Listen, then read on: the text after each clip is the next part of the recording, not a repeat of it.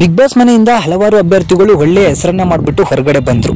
So big boss 10ರ ವಿಜೇತರಾದಂತಹ Karthik ಅವರು ಈಗ ಒಳ್ಳೊಳ್ಳೆ ಸಿನಿಮಾಗಳ ಆಫರ್ಗಳನ್ನ ಪಡ್ಕೊಂಡು ಹಲವಾರು ಫಂಕ್ಷನ್ಗಳಲ್ಲಿ ಕಾಣಿಸ್ಕೊಳ್ತಿದ್ದಾರೆ.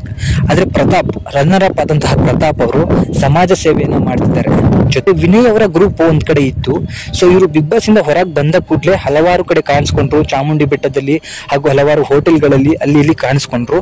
ಇದಾದ ನಂತರ ಒಂದು ಪಬ್ನಲ್ಲೂ ಕೂಡ ಕಾಣಿಸ್ಕೊಂಡ್ರು. ಸೊ ಅಲ್ಲಿ ಕುಡಿದು ಮಾತನಾಡಿರೋದು, ಡ್ಯಾನ್ಸ್ ಮಾಡಿರೋದೆಲ್ಲ ನಾವು ನೋಡಿದ್ವಿ. ಅದು ಹಲವಾರು ಕಡೆ ಟ್ರೋಲ್ ಕೂಡ ಆಯಿತು, ಹಲವಾರು ಕಡೆ ಈ ವಿಡಿಯೋಗಳು ವೈರಲ್ ಕೂಡ ಆಯಿತು.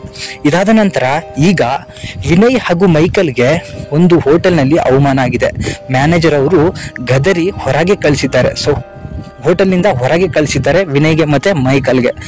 ಇದೇನು ನಡೆದಿದೆ ಅಂದ್ರೆ, ಮೈಕಲ್ ಅವರು ಯೂಟ್ಯೂಬ್ ಅಲ್ಲಿ ಅಪ್ಲೋಡ್ ಮಾಡ್ಲಿಕ್ಕೆ ಮನೆಯಿಂದ ಹೊರಡ್ಬೇಕಾದ್ರೆ ಒಂದು ವ್ಲಾಗ್ ತರ ಮಾಡ್ಕೊಂಡು ಬರ್ತಾರೆ, ಒಂದು ವಿಡಿಯೋನ ಮಾಡ್ಕೊಂಡು. ಸೊ ತಮ್ಮ ಕ್ಯಾಮರಾಮನ್ನ ಕರ್ಕೊಂಡು ಇಲ್ಲಿ ಒಂದು ತಿಳ್ಕೋಬೇಕು, ವಿನಯ್ ಹಾಗೂ ಮೈಕಲ್ಗೆ ಬಿಗ್ ಬಾಸ್ಗೆ ಬರೋಕ್ಕಿಂತ ಮೊದಲು ಫ್ಯಾನ್ ಬೇಸ್ ದೊಡ್ಡದಾಗಿರ್ಲಿಲ್ಲ.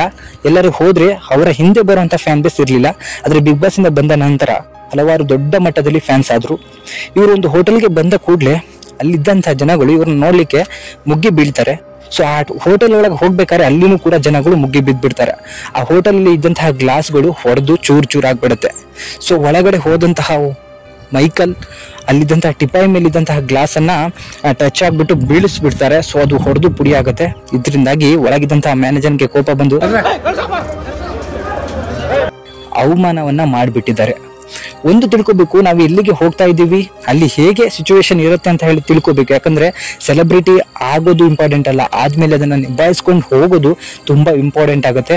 ಸೊ ಸೆಲೆಬ್ರಿಟಿ ಆದ ನಂತರ ಬಾಡಿ ಗಾರ್ಡ್ಸ್ ಯಾಕಿರ್ಬೇಕು ಅಂತ ಹೇಳಿ ನೀವು ಈಗ ತಿಳ್ಕೊಂಡಿರ್ಬೋದು. ಬಾಡಿ ಗಾರ್ಡ್ಸ್ ಇರಬೇಕು, ಅಥವಾ ಅಲ್ಲಿ ಮುಂದಾಲೋಚನೆ ಮಾಡ್ಕೊಂಡು ಏನಾದ್ರು ಸೇಫ್ಟಿಯನ್ನ ಮಾಡ್ಕೊಂಡು ಹೋಗ್ಬೇಕು. ಇಲ್ಲ ಅಂದ್ರೆ ನಿಮಗೂ ತೊಂದರೆ, ನೀವು ಹೋಗೋ ಪ್ಲೇಸ್ ಅಲ್ಲಿ ಇರುವಂತಹ ಒಬ್ಬ ಬಿಸ್ನೆಸ್ ಮ್ಯಾನಿಗೂ ತೊಂದರೆ ಆಗುತ್ತೆ ಅಂತ ಹೇಳಿ ಹೇಳ್ಬೋದು.